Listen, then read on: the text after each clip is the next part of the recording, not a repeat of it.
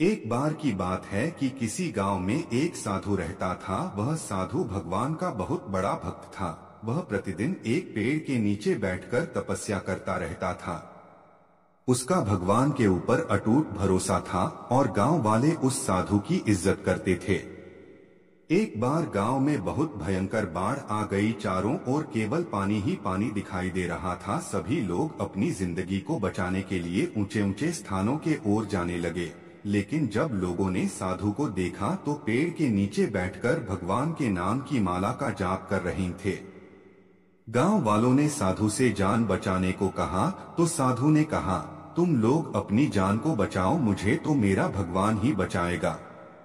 धीरे धीरे बाढ़ के पानी का स्तर बढ़ता चला जा रहा था और पानी साधु के कमर तक आ पहुंचा। उसी समय साधु के पास से एक नाव गुजरी। नाव वाले ने कहा, साधु महाराज, आप इस नाव में बैठ जाइए, हम आपको किसी सुरक्षित स्थान पर पहुंचा देंगे।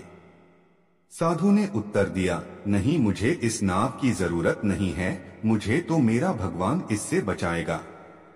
कुछ समय के बाद बाढ़ का प्रकोप और भी भयानक हो गया तो साधु ने पेड़ पर चढ़ना ही उचित समझा और पेड़ पर भगवान को याद करने लगा।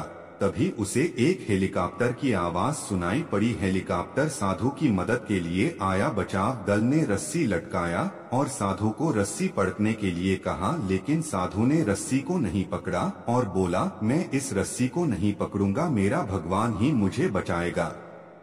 कुछ समय के बाद बाढ़ के पानी में पेड़ भी बहकर चला गया और साधु की मृत्यु हो गई।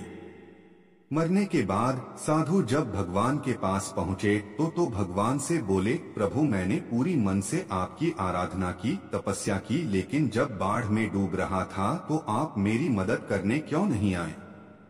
भगवान बोले, हे साधु, मैं तुम्हारी मदद के लिए एक बार नहीं बल्कि 3 बार आया। पहले ग्रामीणों के रूप में, फिर नाव वाले के रूप में और फिर हेलीकॉप्टर बचाव दल के रूप में आया, लेकिन तुमने तो हर बार मना कर दिया और इन अवसरों को पहचान नहीं पाए।